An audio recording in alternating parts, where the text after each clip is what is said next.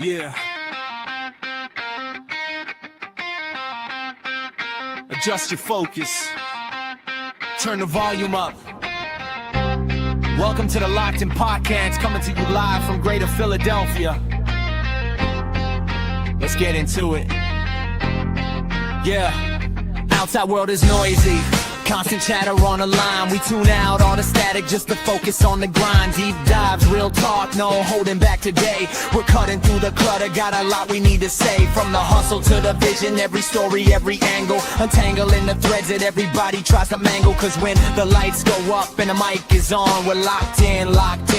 All day long, no distractions now. We're steady in the zone. You're tuned into the frequency you claim is your own. Yeah, welcome to the moment where the real work's done. The Locked In Podcast, number one.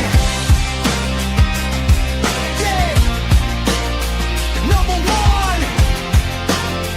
Yeah, the Locked In Podcast, number one. Put your mind to the table, drop your doubts at the door. We're chasing after insights that you haven't heard before. Every episode a lesson, every guest a brand new spark. Light a fire in the conversation, shining in the dark. So settle in, tap in, let the energy flow. It's time to take control and start the show.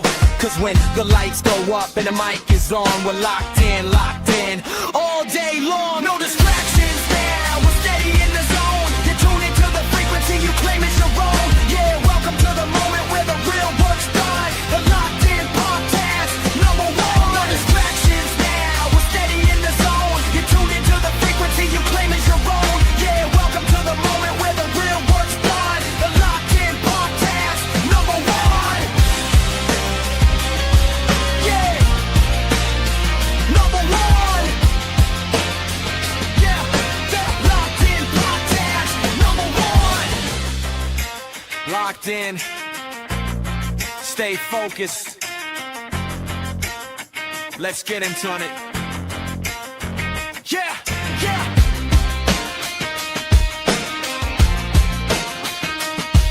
Yeah.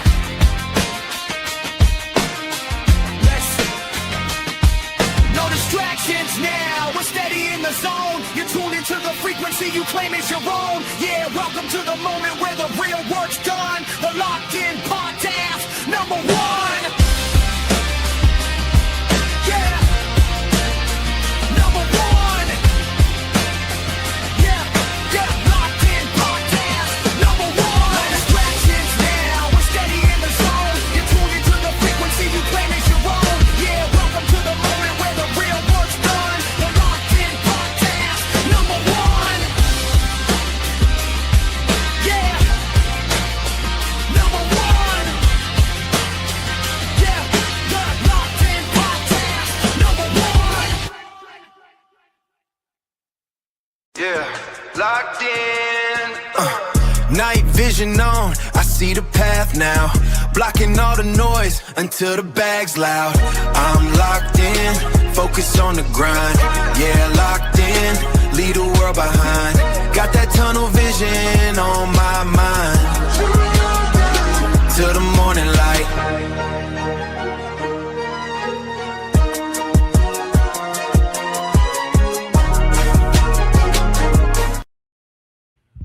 What's going on, guys? What is going on, ladies and gents, Locked In Nation? Welcome back to the Locked In Podcast, episode 263.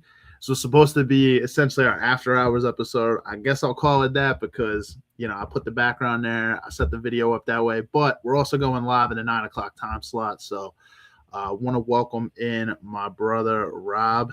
Thanks for jumping on the pod tonight, brother. Appreciate you. Appreciate you, bro. There you go. Yeah, man. So, you guys hear me? Yeah, I can hear you now. Yep. Yeah, man. So, just thanks for coming on, brother. Appreciate you. Thanks for taking the time, bro. Yes. Thanks for having me once again. Of course, thanks for man. having me once again, fellas. Yep, absolutely, Awesome, bro. awesome. Always appreciate you taking the time, man. Appreciate that. So what we're talking about here tonight, guys, it'll actually be shorter because this was probably really scheduled for like a 90-minute episode. But since it's just me and Rob, probably keep it to 60 minutes, maybe a little less.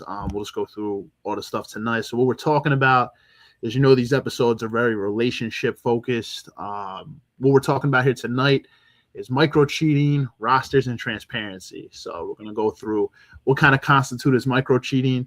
We'll talk about transparency in relationships, and we'll talk about rosters and stuff when it comes to dating. Like, what is constituted as like disrespectful, what is constituted as just as long as you're transparent.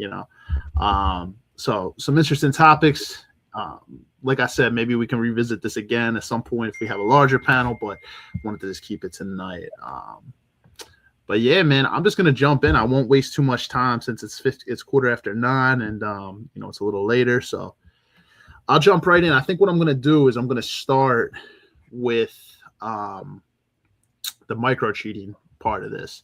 That's where I'm gonna kind of start, and I'll work my way through probably to rosters and then to transparency, things like that. But ultimately, all this comes down to is boundaries. So I have some questions to ask. I have some ways to guide this. I'm just going to jump right into this, brother.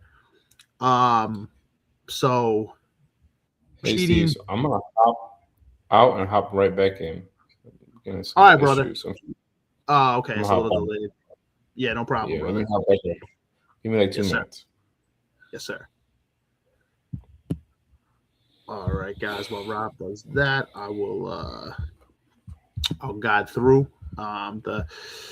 so micro cheating for most people, it's like this is a really, really touchy thing when it comes to, is this cheating? Is this not cheating? What constitutes it? Everybody's going to have their opinions on this. It's interesting. Even when it comes to transparency and things like that, like I said, some people will say that it's secure. Some people will say, it's holding boundaries, so it's different. It's different for everybody of how they're going to view it. So the ultimate topic that I want to be able to kind of the main question I want to be able to accomplish by the end of this episode is defining boundaries, why they feel so confusing today, and then how do we navigate the scene to be able to kind of understand. So and I think boundaries are going to be different today than they may have been, a decade plus ago, because now you implement social media, you implement dating apps. There's a lot of different things that can be considered as cheating today that really weren't cheating back in the day. That's one thing that it's very different today. The landscape is different today. I think there's so many more opportunities to cheat. And even if you're not physically cheating, you can be emotionally cheating. Absolutely. And it's just, it's a lot different, because to cheat back in the day, you probably had to meet up with the person. You had to hop on a phone to call them and to meet up. There was a lot of barriers to cheating. Today, there are a lot of ways to cheat that don't require that, and some people may think that's not like certain things are not cheating. But we'll dive into it, like I said. But it's just the landscape is so different with dating apps, and social media have added a lot into this. Rob's on the other one here. Saddle, man. I think I had your other one. I just removed it. You got two screens on. All right, brother. Can you hear me? Oh, can you?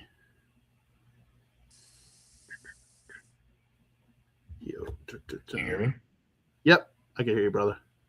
Yep, can you hear me? Can you hear me?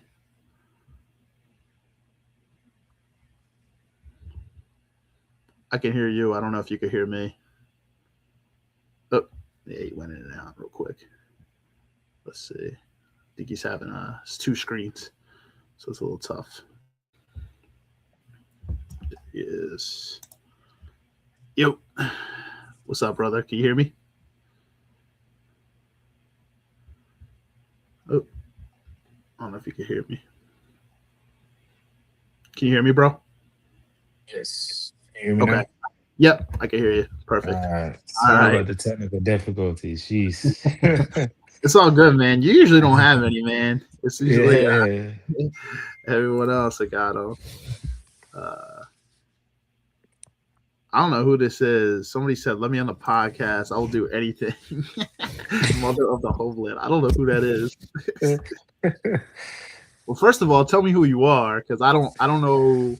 Like, I ain't gonna bring somebody like I might know you, to be honest. I don't know, but just I can't bring just anybody on because I can't.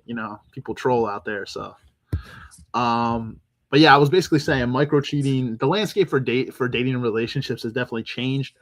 There's so many other outlets to cheat. Whereas like back in the day, you had to hop on a phone to call somebody to meet up to probably cheat or talk on a phone and try to. It's kind of hard to hide that a residential phone from your spouse or whatever you live together. Nowadays, people with cell phones, social media, dating sites, it's so many other avenues to cheat, and it just becomes worse and worse. I just think it's going to continue to become worse and worse. That's why the boundaries around this are very, very important of like how what standards you hold. So digital proximity, social media, it gives us unprecedented access to strangers, old flames, exes, without any type of physical contact. So you don't have to just physically cheat or hook up with, somebody to cheat. There is emotional cheating. That's a real thing. It's a breach of trust. I personally think emotional cheating can even be venting to the opposite sex, right? Venting to someone from the opposite sex, like just say a girl has a guy friend and she's venting to him about issues in her relationship with her man. Emotional cheating. And I think the same thing for a man doing the same thing, venting to a female, about issues with his lady. Emotional Mhm. cheating. But there's just so many, and that's the thing too. Like people, you can say action versus intent. Um, so I guess what I can ask is, does action count as emotional cheating if there's no physical touch, or is emotional availability to you to someone, is that enough to constitute cheating in your eyes? Yeah, I think the biggest thing behind cheating is the intent behind it. Mhm. It's all about the intent. Like if your intent is, you know, to get something that you're not getting from your spouse or your, your lady or your man, to get it from somebody else, that is where cheating comes in. So if you talking to this person and your intent is to basically, get some emotional support from them or, physical as well, I think that's where the line is wrong. Someone said And I think cheaters. that yeah, so said cheated. That's definitely a troll. Cool. Not even sure. So yeah, I think it's the intent behind it. Just like if your lady's going on a girls trip or you going on a boys trip, if your intent is to, you know, meet somebody else potentially or, hook up with somebody else and you're going on the trip, and that's where, if you make that decision to go on the trip, that's where, I would say that's where the cheating starts. So Yeah. that's where I say it's the intent behind your actions. Absolutely. I agree with it. I feel like it's anything that you would want to hide from or cover up from your spouse too. Definitely cheating. Like I said, it doesn't require physically hooking up to be constituted cheating. That's how people honestly monkey branch from relationships too. They start confiding in someone else, right? Like that. There's that term where they branch out. They meet somebody else, and they start emotionally cheating, and then they branch out. Like, and this happens. I can't even say this is like one gender or the other. I think both sides do this a lot. I know for women, they have to have more of an emotional connection, right, to feel safe with a man. I think whereas like men, we get that we feel connected to our women through physical touch, right? Like once we, are intimate Mhm. with our women, that's how we feel connected. So, um, I think it can definitely happen on both sides. I think it's a little bit more dangerous, I will say, for the female side of it though, because of the fact that they emotionally connect. So if they're emotionally connecting with another man, like Rob said though, it all comes down to intent, right? It comes down to intent versus the actual action. So I agree. I agree with you there. Yeah. Um, And like you said, micro. So micro is, definition micro is the small steps, the small steps. So it adds up, I think as a man, you can actually see when your woman is cheating or like yeah, getting to that point because just this little small things that add up every day, you notice that's different than what she's normally doing. So the Mhm. little small things that add up, the disrespect, the not answering the phone as quick, the being distant, the little small things, the micro, like you were saying, the micro cheating. That's where it starts and Yep. adds up Picking to the big fights, thing. those types of Yep. things. Picking fights, like, trying to start arguments when that typically wasn't how things, and then that's the thing. Like it's kind of up to you to kind of notice that and be like, hey, like sit her down and be like, hey, what's going on? Like open her up to try to understand that because if she isn't willing to open up, that's where it could be a problem. Now maybe she just feels like she's not heard, whatever. It's like, and then it's different. But usually there are signs if there's some type of emotional cheating going on, if not worse. Um, so I would also say, and since you answered that one first, I'll answer this one first. But I had another question I was going to ask the panel tonight. So how would you define micro cheating? Is it a boundary violation or is it just insecurity projecting? So from my perspective, I think it's a mix of both, but at its core, micro cheating is just seeking validation outside your relationship while still maintaining plausible deniability. So what I mean by that is like doing something where if your partner caught you, you'd immediately feel defensive or try to play it off as if it's nothing. If you have to hide the context or energy behind an action, in my opinion, you're already crossing a boundary, even if there was no physical line crossed. That's why we say micro cheating, but all comes back to intent. Right. Right. Yeah. I mean, and the micro always adds up to the big thing. So Yeah. definitely be aware of, the little micro steps. So I would personally look at that as a red flag. Yeah. The little micro steps. And that would definitely have me to reevaluate the relationship as a whole because the micro steps will add up. Yeah. Yeah. Like I said, it's a lot of people will not leave her like I do notice this especially this isn't to pick on women, but just on the women's side. I know a lot of times a woman will want to have another man lined up before she leaves. A lot of Like, times, yeah, you for notice that they sure. want to have another man lined up, so they don't have to be on their own before they decide to, leave. So it's just that's where the emotional stuff comes on because if they move on quickly, like you know that there was something going. People don't just meet somebody in a day or two and they're like, oh, I'm in love, and it's like, so it happens on both sides. Like, don't let me clear that and be very honest because I've seen guys do it too. There's men out there that are afraid to be alone. They always have to. I notice it too that there's men that always got to be in a relationship. I've always seen it, and it's not the healthiest thing to do at all. I think if you don't take the time to heal, it breeds problems later. Now, I'm not saying those situations can't work out, but if you have a habit of doing this is something you need to look at internally because it means that you have probably some type of inner insecurity inside yourself where you're not content on your own, and usually that manifests into your. It's not even usually; it will manifest into your relationship, and yeah, it's just not healthy. Right. So Yeah, I agree. I agree. And like with the ladies, too bad we don't have any ladies here tonight. But yeah, I know. I think my boy cut out for a sec. You cut out for a second, brother. You hear me? There you go. yes, yes. Yeah, I was saying with the ladies, too bad we don't have any ladies here tonight. But that is a proven fact that I think it was like 40 to I think it was like 60% or maybe I gotta get that number down, but they said most women have a backup man in mind, even in a relationship. They have that one backup guy that if the relationship don't work out, she has somebody already lined up to replace the guy. I Yeah, mean, then it's just it's just something that's true. So I would yeah, say, yeah, that's definitely a common phenomenon yeah. amongst women. It definitely is. It goes back to the 80-20 rule. I was actually just talking to somebody, I think it was like last week about this, but people look for the 20% that they're not getting inside the relationship in somebody else. And what they'll do is say like their man is not providing that 20%. And like I said, I don't want to be completely biased. Men do sometimes, but I do see it like more often in women. If they're not getting that 20%, they'll go seek it elsewhere. Like they'll go seek it from somebody else. But the problem is you had the 80%. Nobody. One thing I'll say too is nobody is ever going to be your 100%. It's just not. It's never going to be a thing.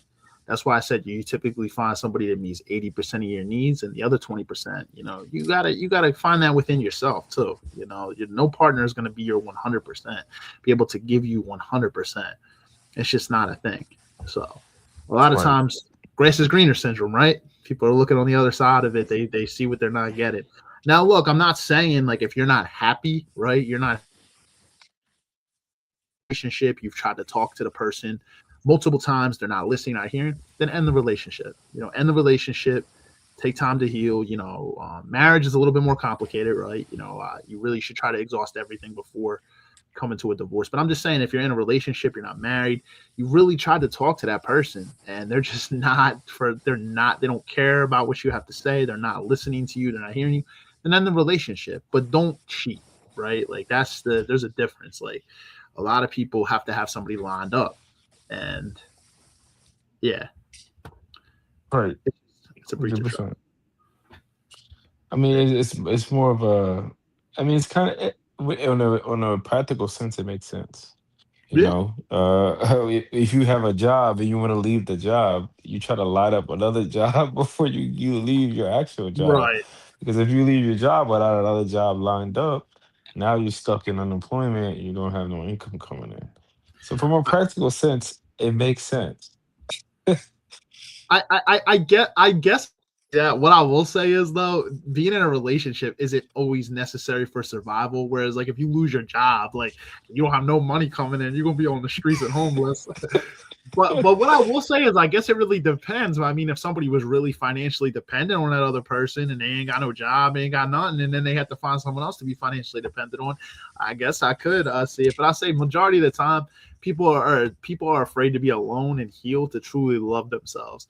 And I think if people really took the time, as someone who also did this and took the time, and I'm still healing, man. I'm healing to this day. Like we're always healing, we're always evolving, we're always growing. But what I'll say is, when you get to a point where you truly love yourself, you make your decisions from your best interest and, actually from true love for yourself. You're not over here over the top people pleasing for the person that you're with. You're genuinely making decisions based off, genuineness. And it's a beautiful thing when you get to that point.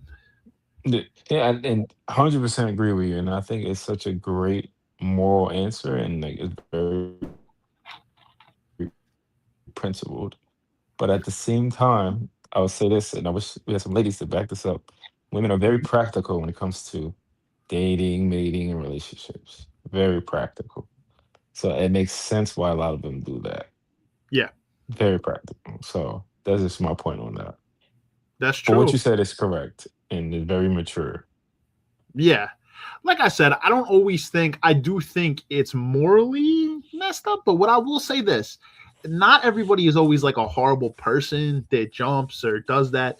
Sometimes people have their own internal issues, right? Like, and they just haven't, like I said, healed from it. I will say this, it is your responsibility to heal from your past wounds, but sometimes people are not genuinely bad people. They just, they have their own wounds and things that they haven't healed. So like I said, it doesn't justify it. Obviously the other person is going to be hurt. I'm not saying it's justified, but what I will say is not everybody's always a bad person. And I get it. If it happens to you, you're probably like, I don't really give a shit. I don't care. Like F them. Like, it's like, and that's a valid reaction. I understand, but it's valid, but yeah, I don't think everybody's a bad person.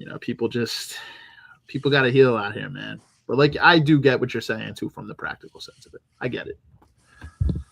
Yep. So I want to go into the digital side of it with the micro cheater stuff. So I had some questions to line up, and it would have been interesting if we had like a male-female panel here tonight. But so is liking an attractive person's story, say like a gym photo for just appreciation, is that considered like active micro cheating, active flirting? I'll say from my perspective, this is what I'll say. I'll say, context and intent, like I said, it matters.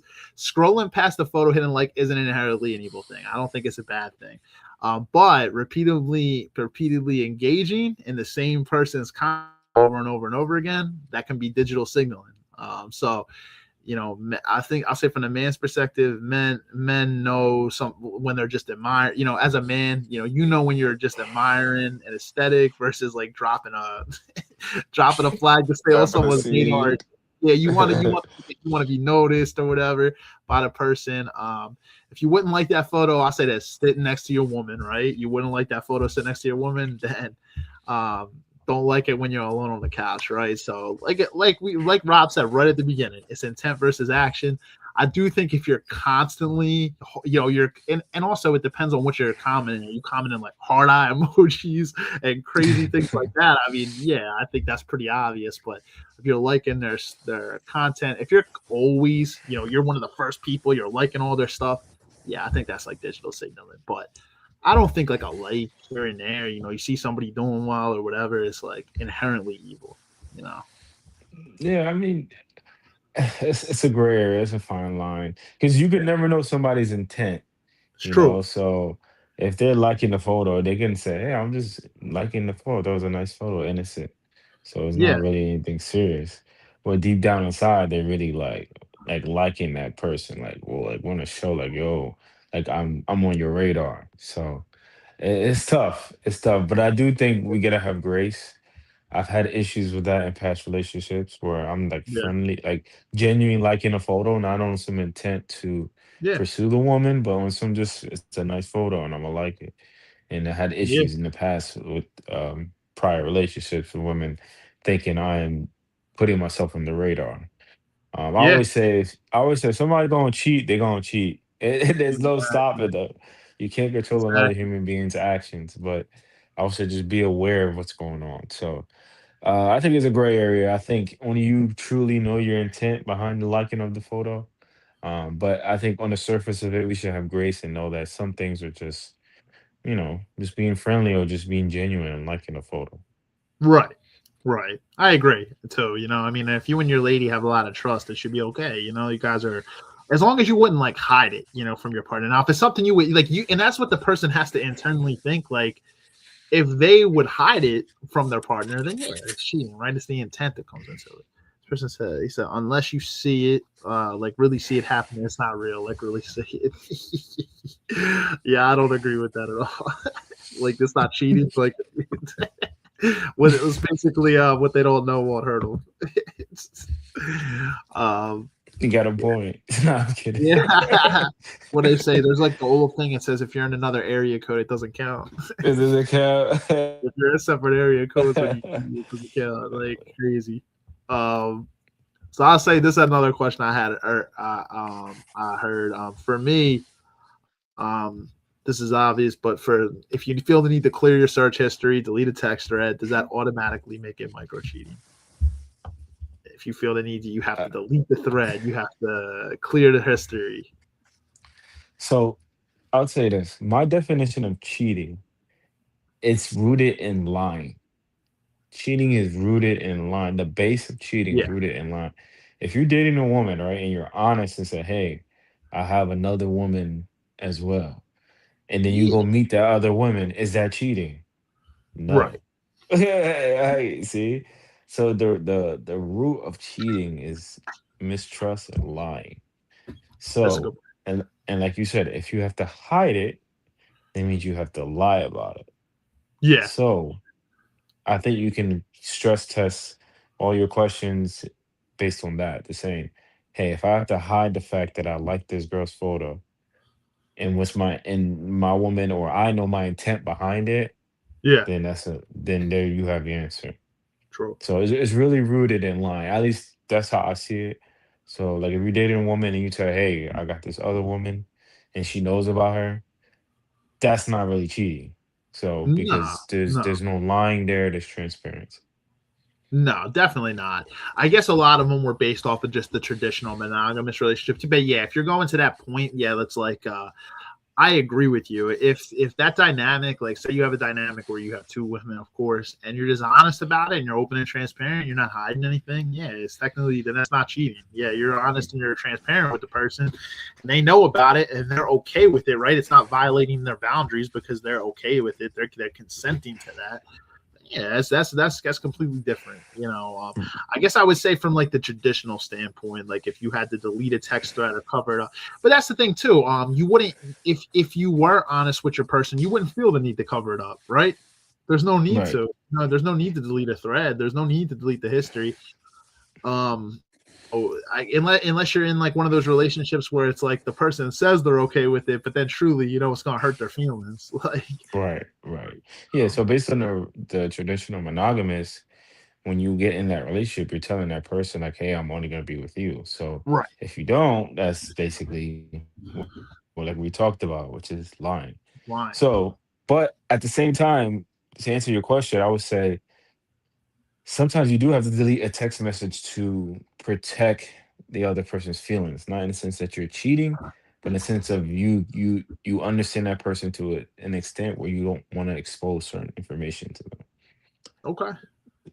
So Yeah. I would say in that way, deleting text messages can actually be, a good thing, and it's not considered cheating.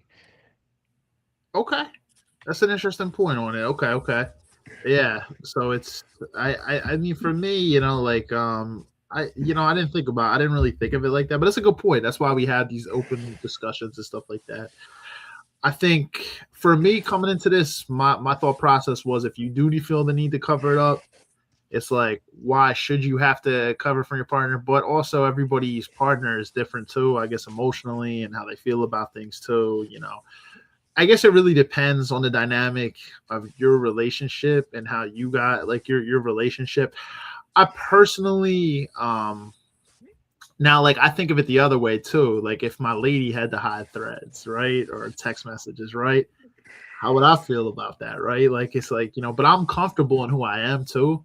Like I'm not the type of person that's gonna like freak out or like I'm not an insecure person. I'm never that type of person. I never have to look through my lady's phone. What I will say is I'm a trusting person, but if you unless you give me a reason not to trust you, right? Like if the moment you give me a reason not to trust you, now it's different. But like I'm never gonna go into a relationship like trying to be like, where are you going? What's this? What's that? You know what I mean? How I see it is, if you're going to disrespect me, you're gonna disrespect me. You know what I mean? And that's gonna show me everything I need to know about you. I don't need to sit here and control what you're doing or have to look through your phone. But what I will say is say like we're together, as an example, right? Like, and I like my phone's on the charger or dead, and like, hey, I'm just going to use your phone to call we want to order a pizza or something, and you're like, no, you can't touch my phone, or like, you have to hide your phone. Okay, well, that's a red flag. You know what I mean? Like, I don't even like, I'm not looking to go through your phone, but the fact that you can't even like let me like make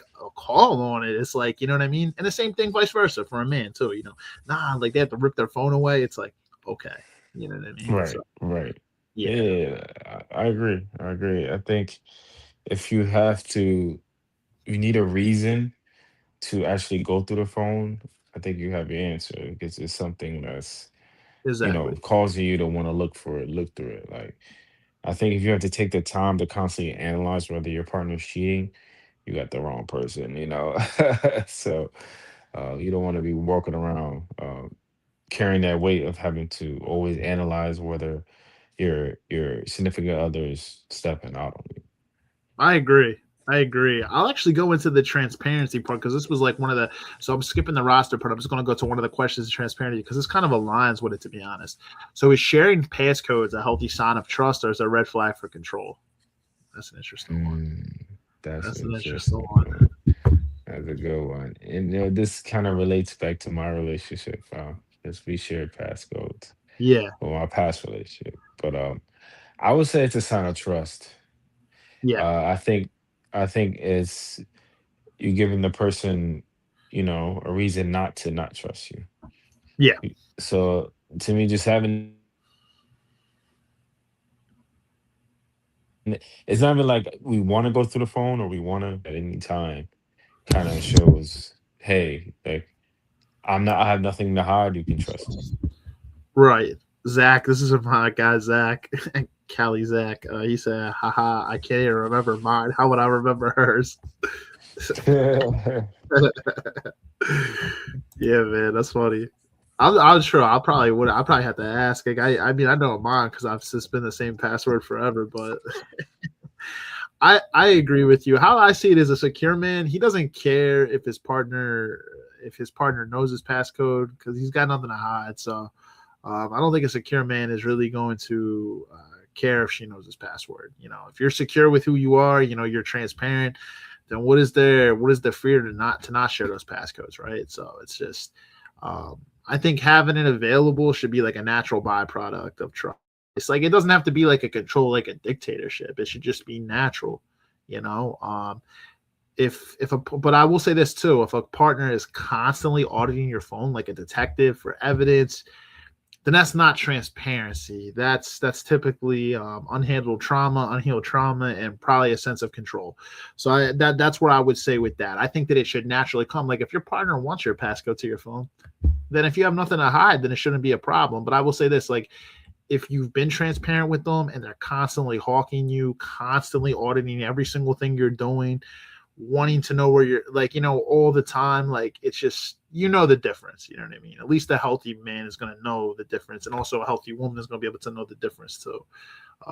Because some people are also very controlling partners, and that's not healthy. That typically results from an anxious attachment style, unhealed trauma, insecurity within themselves, you know, not feeling good enough about themselves, you know. So it's just, you got to use discernment. Oh, I think you're muted, bro.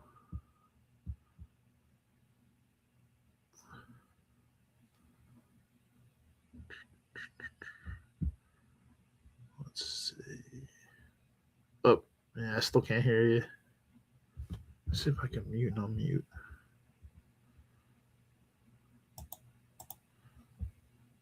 Yeah, still can't hear.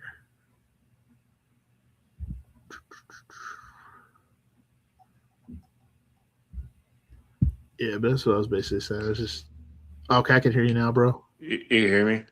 Yep. Okay, awesome. Yeah, I was saying, having the passcode kind of opens up a new realm of trust because it's kind of like it helps build the trust because you know that anytime your partner can log into your phone or anytime they can log into your social media, so it kind of in some ways protects you from doing things that you would do that you know that they can't get access to it. Yeah. So it's kind of like a safeguard in some ways. And if you're not hiding anything, you're not going to be too stressed about it. Right. Exactly. Yeah. Obviously, if you're hiding things, that's a different thing. You know, you start to have to hide or put things in different folders and all these other things. It's like, okay, well, now you're always going to be stressed. If you're transparent, it shouldn't be a problem. Right. You know, shouldn't be a problem. So let me go back because I know I was going down the transparency questions that I had there, but I want to go back and finish up the first segment. I want to try. I'll probably limit some of these questions too, so we don't have to go too long because I had a lot of different ones here. This one probably could have been like a 2-hour episode if we had a whole panel. I had a lot of different things I had here. All right, so this is an interesting one. I guess on the micro cheating, then I'll go to the roster one. So it says at one point, does complaining to a friend or a colleague, like, or you know, of the opposite sex, cross into emotional infidelity? I'll say for me, when you start creating a narrative of where your friend understands you better than your partner does, right? Like, say for a woman venting to a guy friend to get perspective, right? That's one thing, but venting to, or also no, this is from the man's perspective. Venting to like one of your boys, right, to get perspective, that's one thing. Venting to another woman, it could be a potential romantic interest, a woman you're attracted to, right? That can build intimacy at your partner's expense. Like I said, it all comes back to intent, right? Not just the action, but the intent. You're opening the door for someone else to fill a role that belongs to your relationship, and vice versa. Like a woman opening up to a male friend about issues that are going on in your relationship as well. It creates a breach of trust. Especially we know as men, a lot of times, a lot of men are waiting in the wings.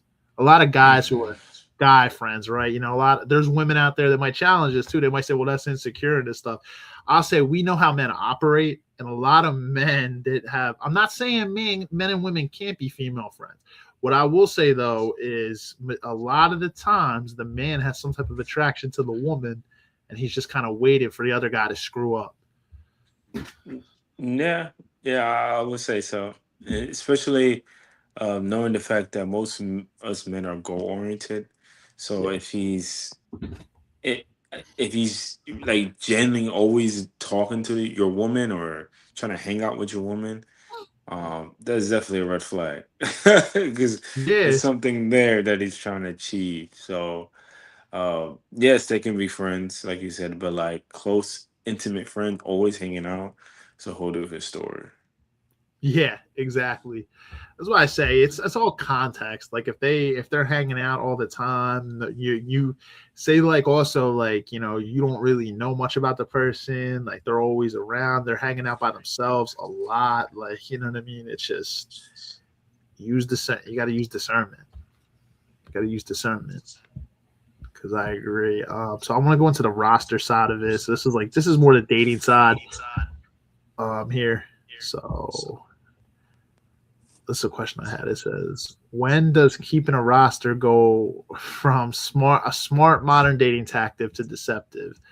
Um, this is an interesting one, right? Because I don't think there's anything inherently wrong with that, but it's more so in the early stages. So what I'll say is multi dating early on is it's pretty normal, right? When you're getting to know people, you want to have options to be able to compare to. Like I think if you do your due diligence and you're going on dates, you're seeing who you're compatible with. That's what you should do. You shouldn't jump at the first person that throws himself at you. If you're highly compatible, it's one thing, but a lot of times people don't really go around and vet and do their due diligence and date.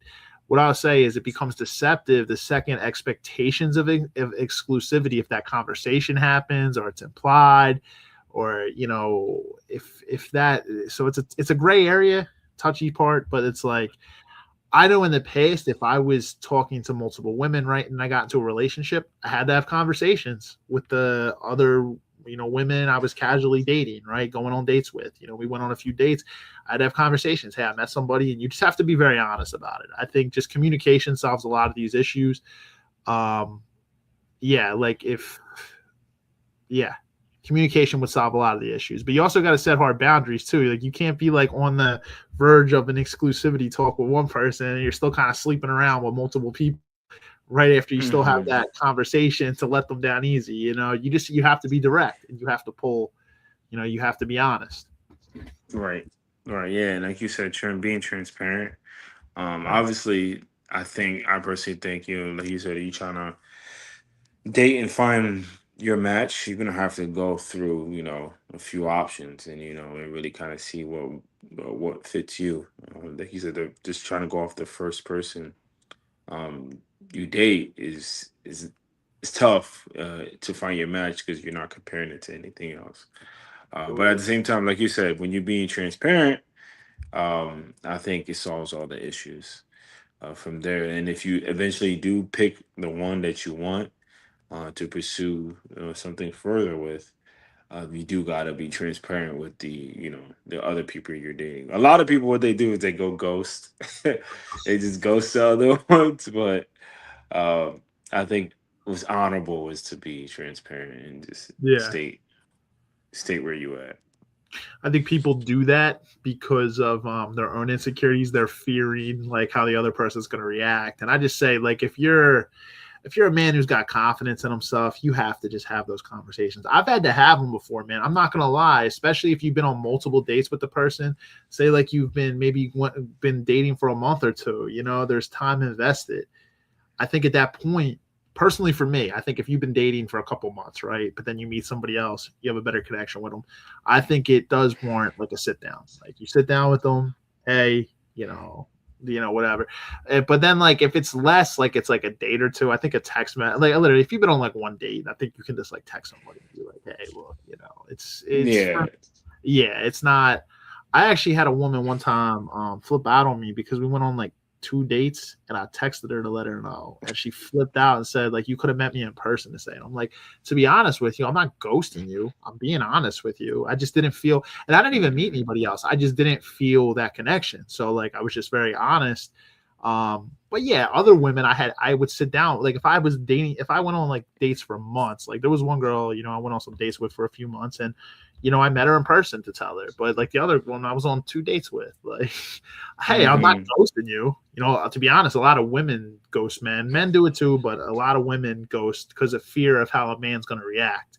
And I've seen Hmm. some men that flip out. So you know what I mean? I always say that, like, I can't blame some women because some men are like dangerous and they're like unhinged. Like some of these dudes cannot take rejection. They flip out and they go berserk. So I understand. 100%.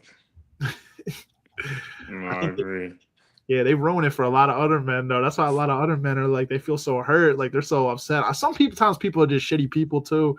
But I'm gonna be honest, a lot of the times I know a lot of women that have like afraid to say something to a man because a lot of men cannot take rejection. They can't do it.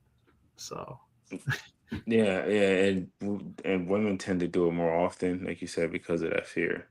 yeah, I think sometimes as men we should try to, at least the men that do have that reaction, try to control your emotions and be a little bit yeah, more stoic.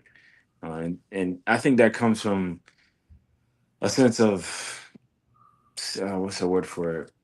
Scarcity.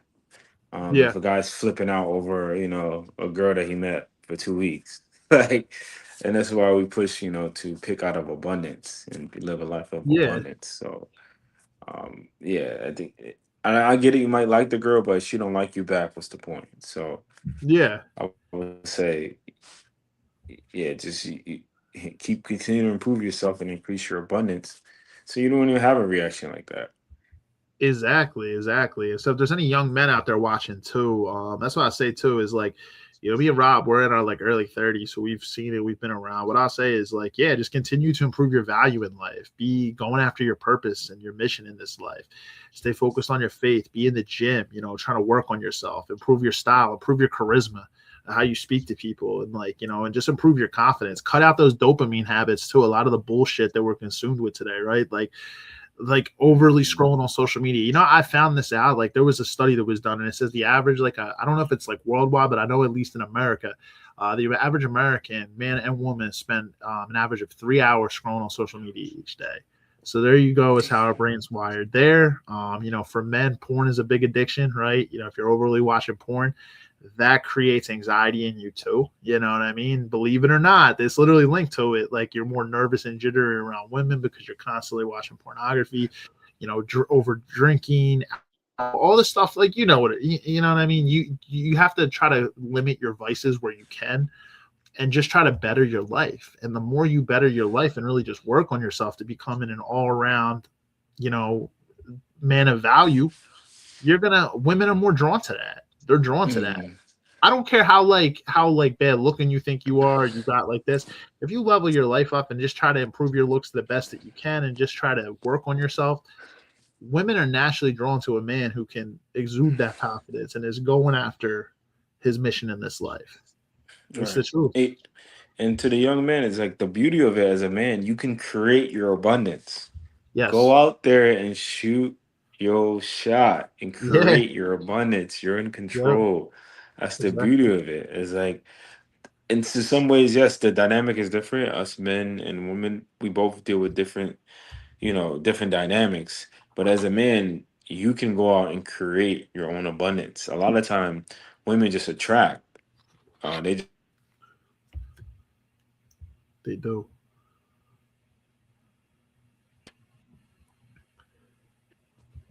Oh, Can you you got guys cut hear out that me? first. Yeah, yeah, yeah. I can hear you, bro. Yeah, Yeah, you at the part where you said women attract typically. yeah, yeah. So women typically just attract their options. Men, we got to go out there and create our options. Yeah. So while it's two different dynamics, as a man, you can go if that while it is a responsibility, it still gives you power. You can go out and create your abundance. So if you want to have maybe 5 women you potentially could date, go out there and talk to 40. Go Yeah. talk to 40 women. You'll probably get easily 5 that are interested if you go out and talk to Yeah. 40. And then as you Yeah. get better, continue to work on yourself, your ratio is going to be even better. Your Yeah. percentages goes up. So if you talk to 10, Now you got 7 women interested in you because you're becoming better as a man. You're becoming better socially. So that's the Definitely. beauty of it. You can go out and create your abundance.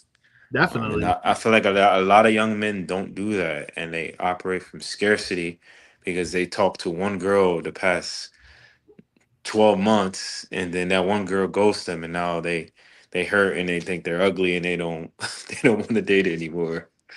So Yeah, and people can feel it too when you're overly codependent on the person, and people feel that energy. So like, if you're that scarcity, it definitely reeks, right? Like, especially like, not only are you not talking to other women, but like also you don't have anything else going on in your life. Even if you are working, you're working a job you're not fulfilled at. You're not in the gym.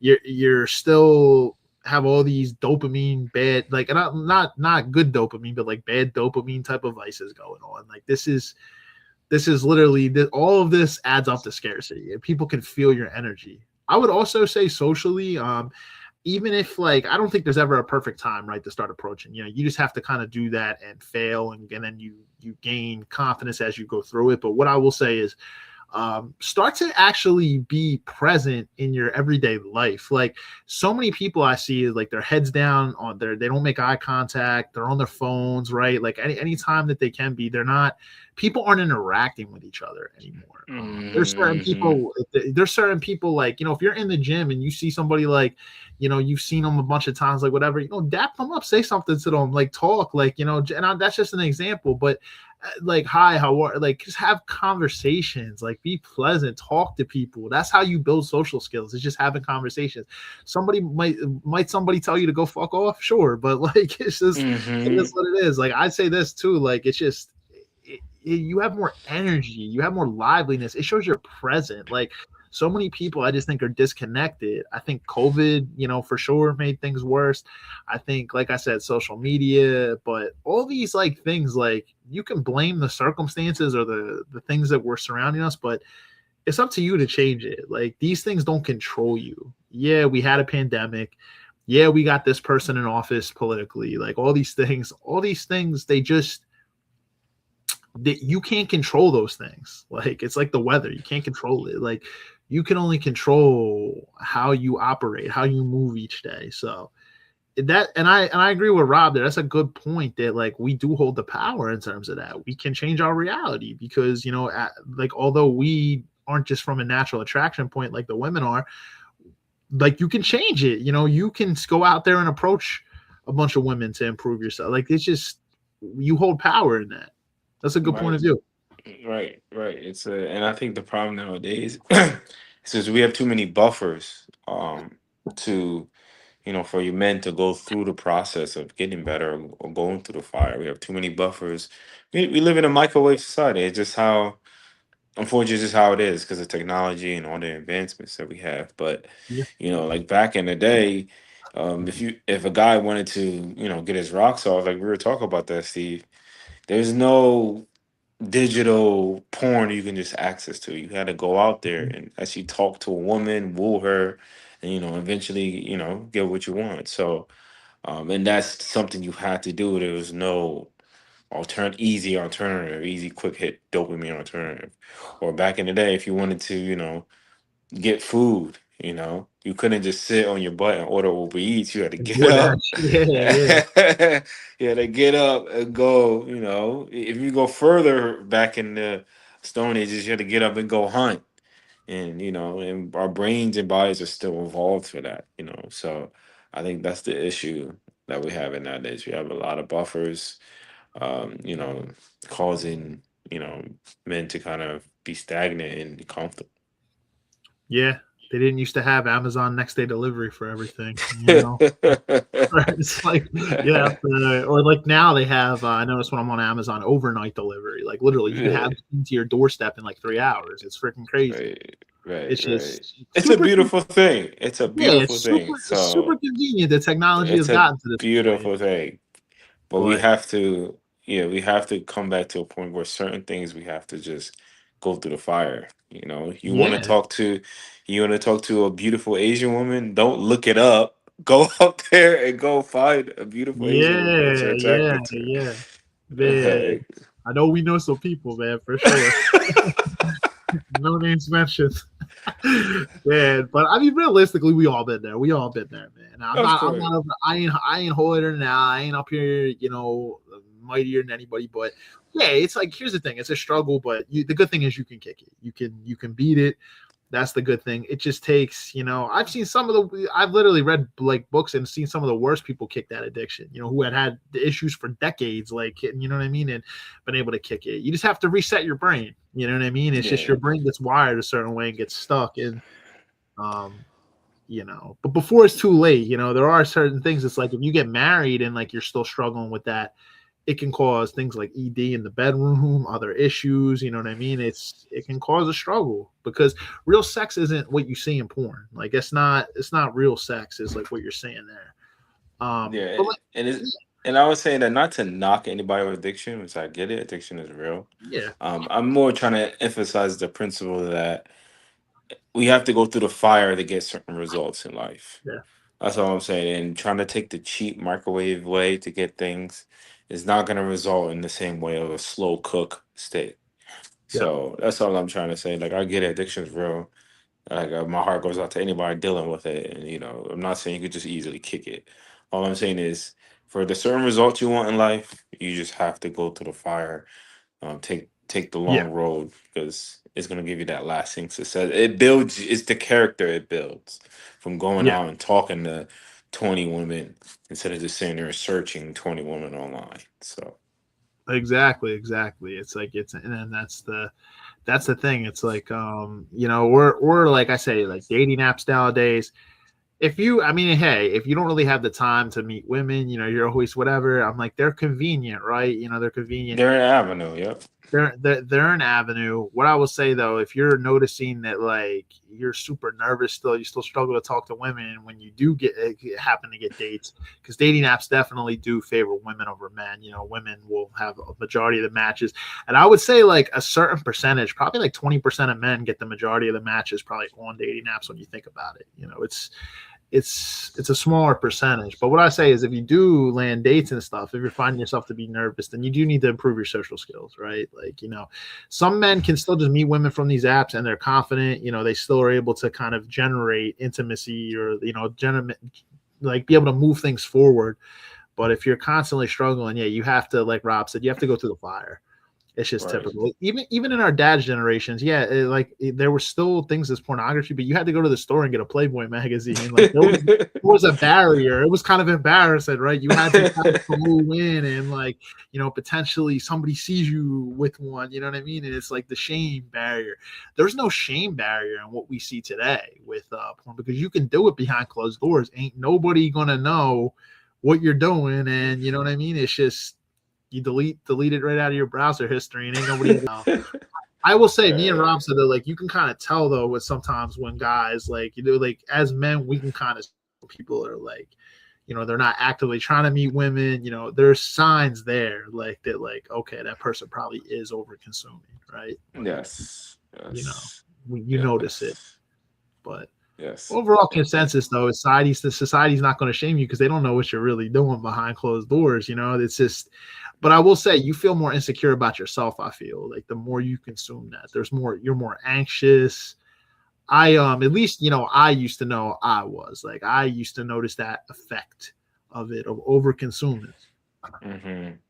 Yeah, 100%. 100%. yeah, And like we were saying, there's nothing wrong with dating apps. It's an avenue for sure. To it's increase your opportunities. What I like about it, it works for you 24/7.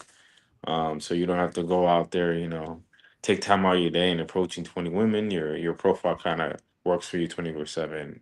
So it's very efficient. So I can understand it. I definitely won't knock it. But if you really look at the stats of dating apps, the majority of the users are men.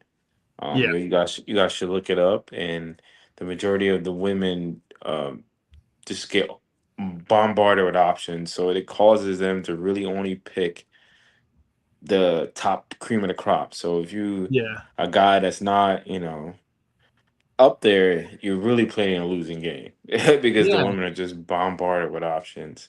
and And I'm telling you, that beautiful dime piece that you think you have in your mind, you have a better shot of, you know, converting her in person than trying to shoot at her on a dating app when she has bombarded by hundreds of guys. Yeah, So exactly, uh, exactly. And I would say dating apps require a little bit of finesse too. You have to take good quality photos, right? Because people are attracted to physical appearance. Even if you're a handsome dude, but you're taking horrible photos, you might not women might not be able to see that you're an attractive person. You know what I mean?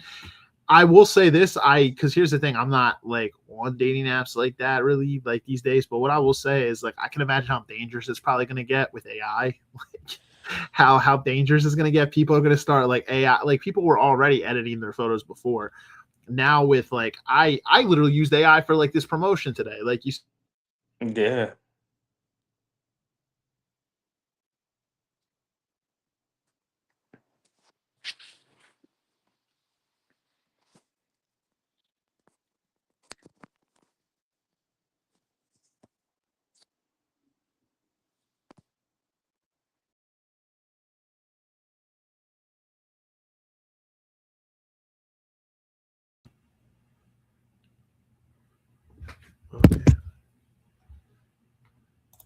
Yo,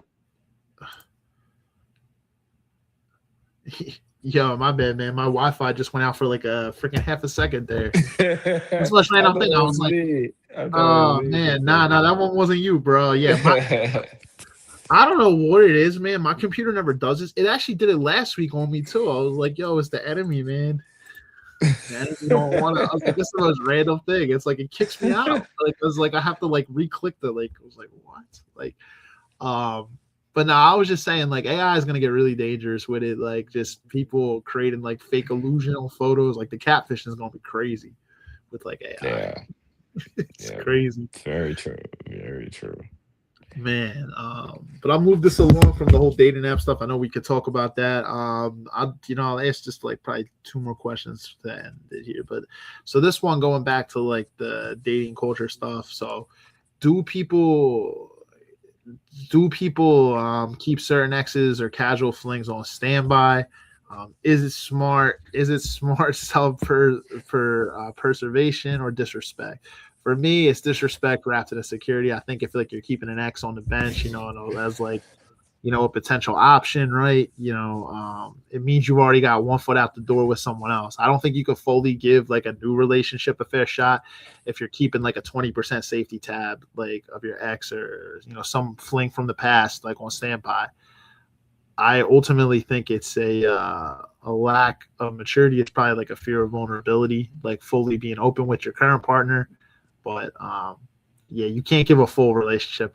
Like if you have somebody in the background, again, it goes back to fear of being alone, though. A lot of people struggle with.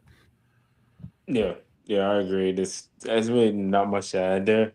You Yeah, can't give yourself fully to somebody else if you have your foot in, some you have one foot in, one foot out because you can't have your ex around. So, and yeah, the fact that they your ex they have a significant emotional tie to you, tells you all you need to know. yeah. So, I'd say if you're doing that, just go work it out with your ex at that point.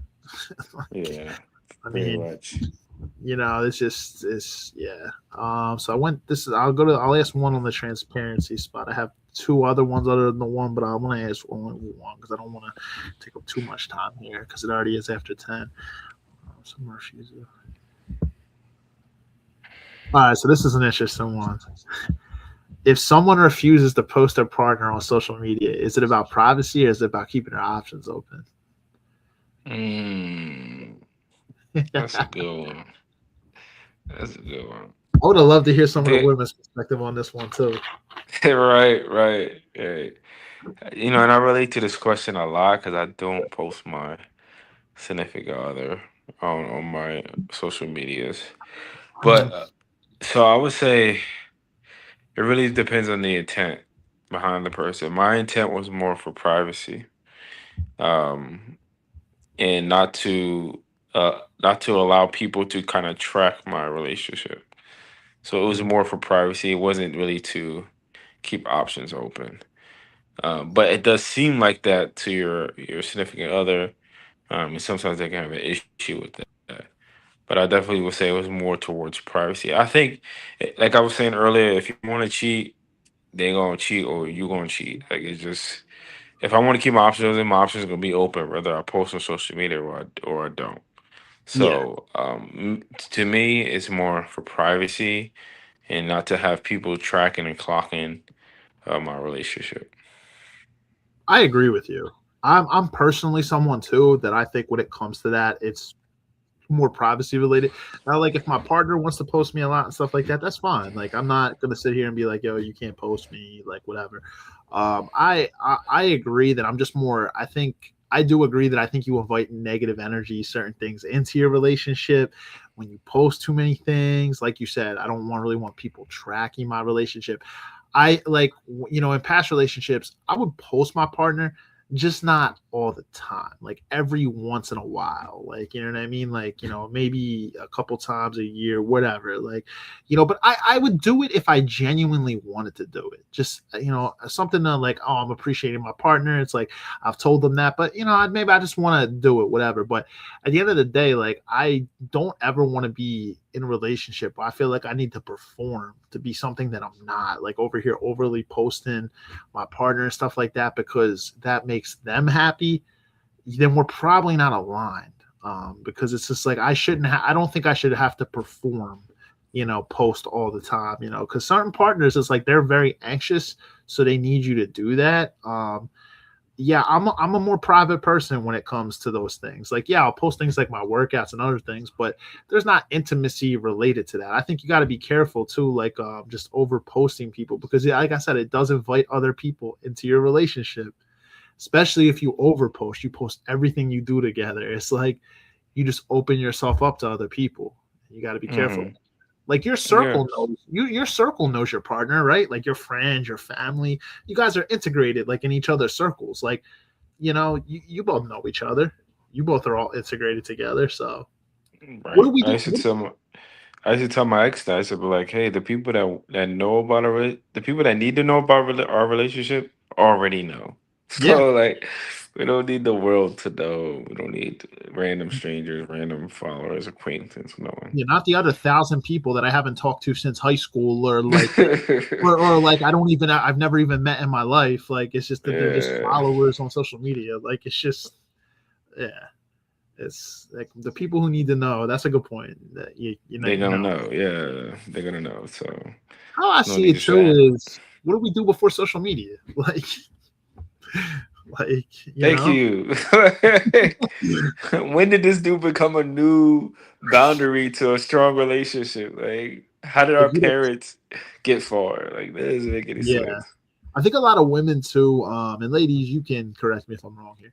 I think a lot of women they'll see what maybe their friend's man is doing, and then they try to sit there and compare it to your relationship. So your relationship could have had no issues when it came to this, but maybe they seen their man, posting like, oh, look, he got her roses, he's showering her with things. Look how Joe Schmo's like, man is treating her. Like, why don't you do that for me? This is the problem. Comparison is the thief of joy. What woman's man is doing, you don't know if he's behind her back cheating or doing other things too. Meanwhile, you guys could have a solid grounded relationship and people, these are the things that happen. Some of the most solid grounded relationships are the ones that aren't all over social media. I firmly believe that. Right. I've seen it. Right. 100%. And but at the same time, I can understand the other side too, of the woman just want to show off her man, wanting that she's proud of the man she selected. Yeah. She wants to show him off and show the world. I can respect that. I definitely understand that. And actually, a woman that's super active on social media and she don't post not one thing about her man, not even like a story, can be like a little bit of a red flag. So I can understand that Yeah, at the same time. So I agree. I, Yeah.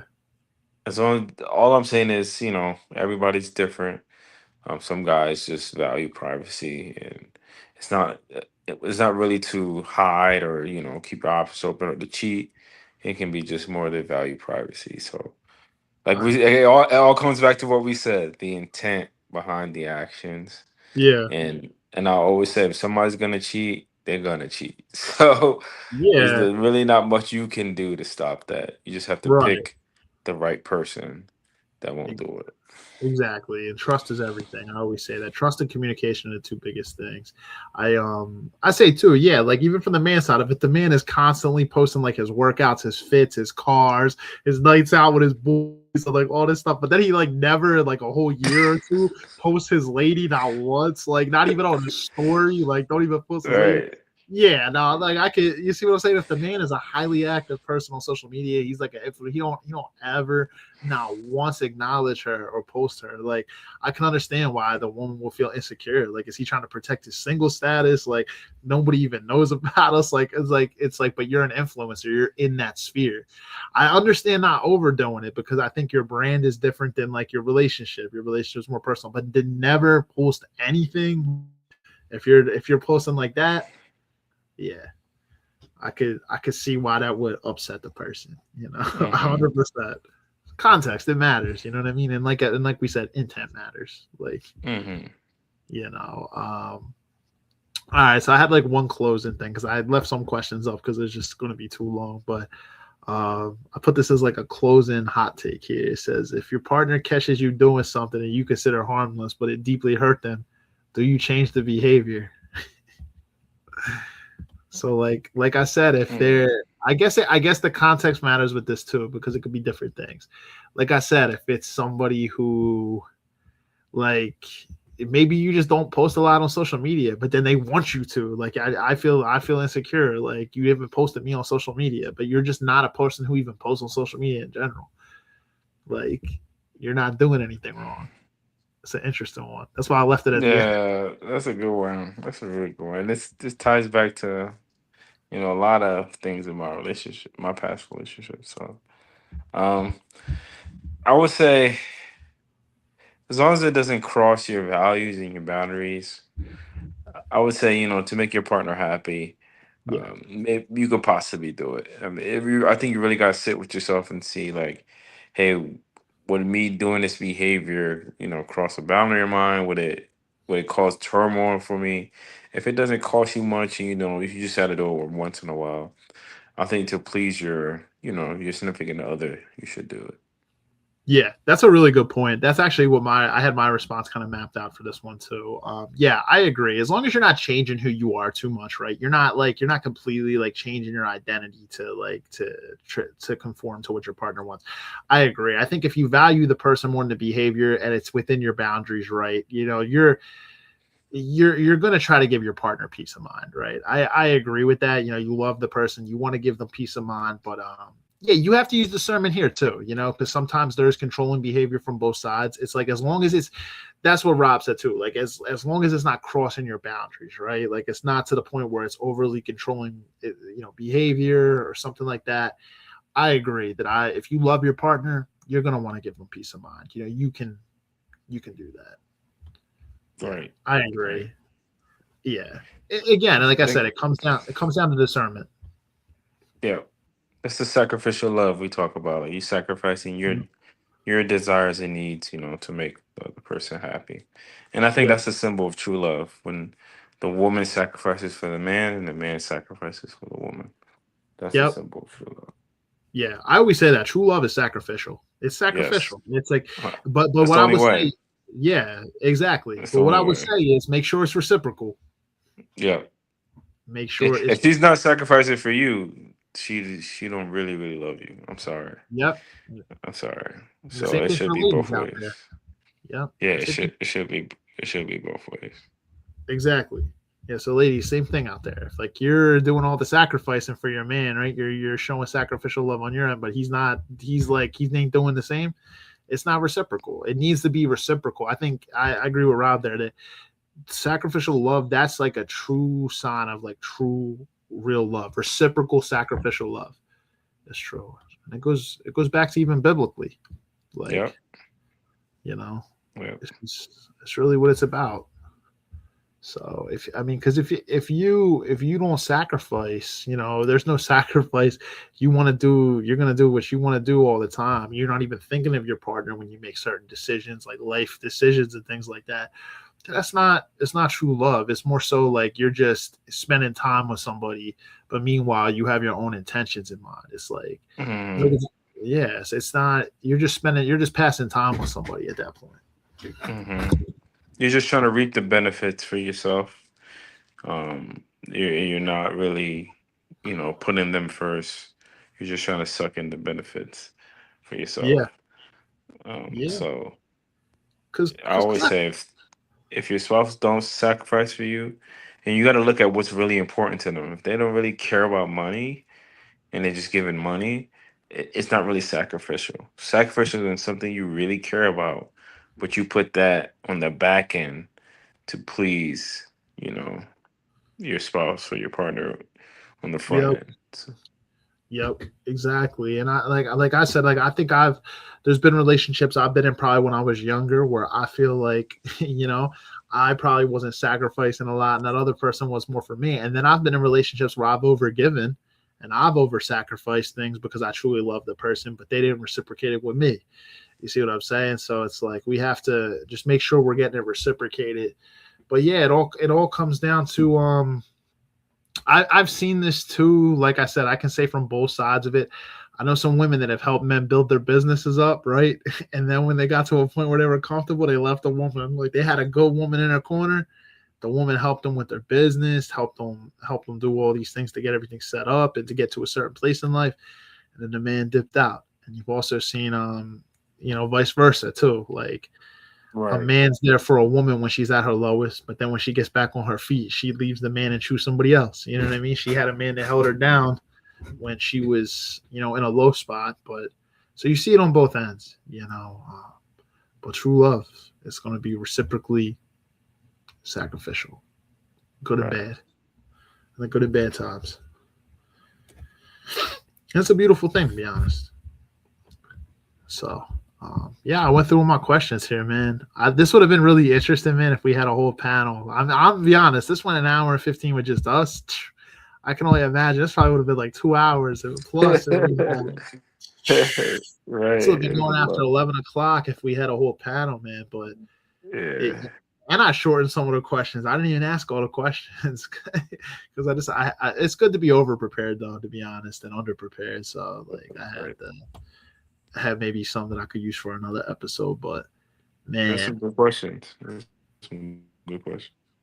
yeah, man, it would have been interesting. I always we've had some episodes before with some of the women. I know one of them, that girl Nicole was on, and then I remember Dante was going in on her, or like she got like upset a little bit because he was like going like digging in on her. I was like, yeah, but at the end of the day, it's all love. Like I don't think anybody means like malintent on here. Some discussions just get a little emotional because some people are very passionate about how they feel about certain things. So Hmm. it's just I think, but at the end of it, I think that sometimes like people can come to an agreement or like agree to disagree and just be able to see other perspectives, which I think is cool. I think having other women on the podcast sometimes it helps you see other perspectives, right? Like being able to like, when it's just men, the same, men talking about things like we obviously, can relate because, as men, but women, it's like they look at things from a different angle a lot of times. Yes. Yep. So it's good to have Different. different perspective, different viewpoints. Especially from the women's side. Like you guys got a lot from the male side of things. We only can speak from the man's side. We cannot speak from the woman's side.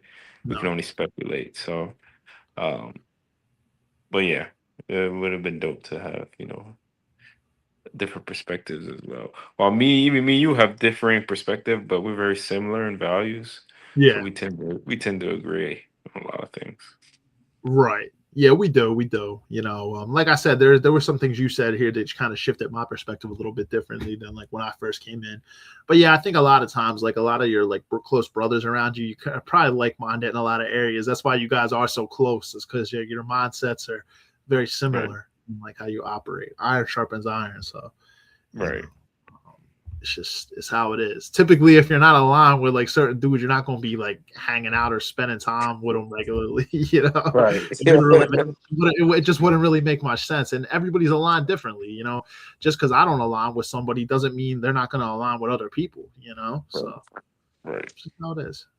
But man, I appreciate you coming on, man. That was a good episode. Let me check Facebook too because sometimes I don't always do that. I need to because the comments don't pop up here.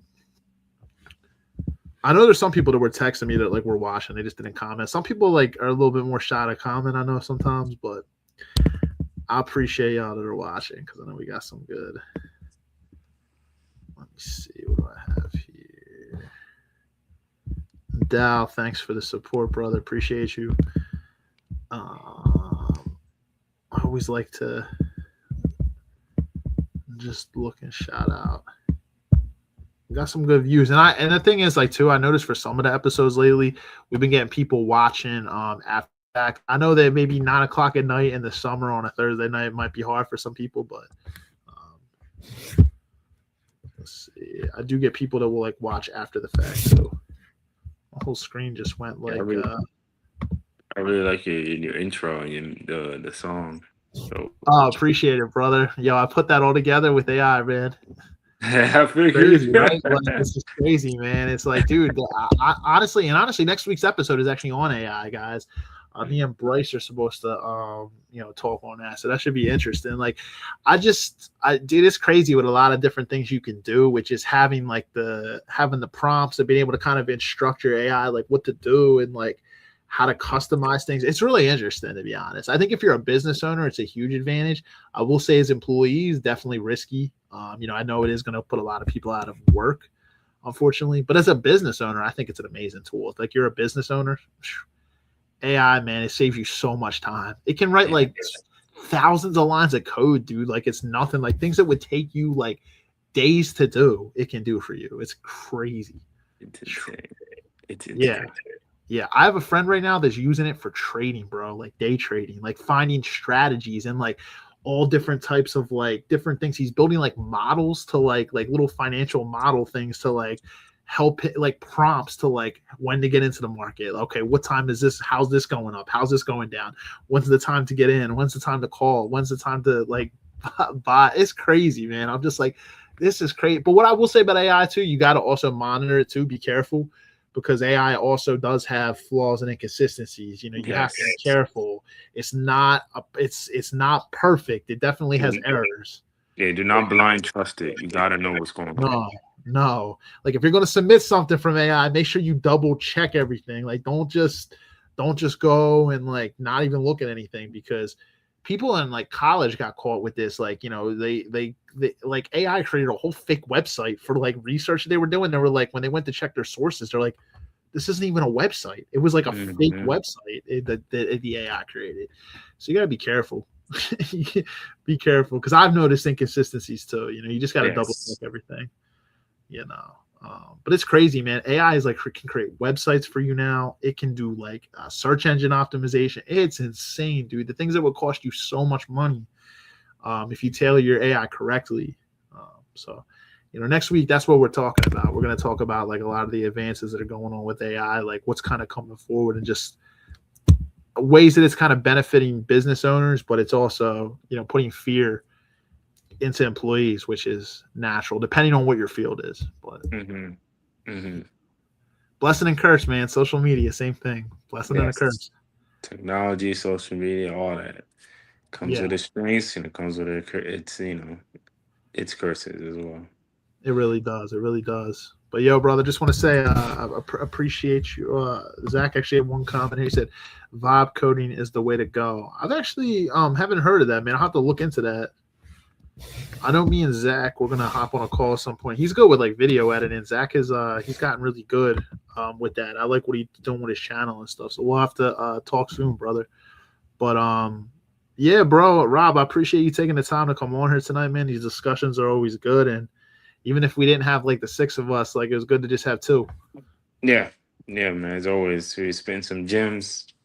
The knowledge was learned, some knowledge was transferred. So absolutely, man. I wouldn't have been able to, I'll be honest, if I didn't have like one other person, man, like to come on here, I wouldn't have been able to do this episode. I would have had to pivot and do something else. So I appreciate you coming on, man. We still made the most of it. No problem, brother. All right, brother. I'll talk to you more this weekend, man. We'll stay in touch, man. Have a great night. Yes, sir. Have a good night, everyone. Take care, brother. Peace. Take care.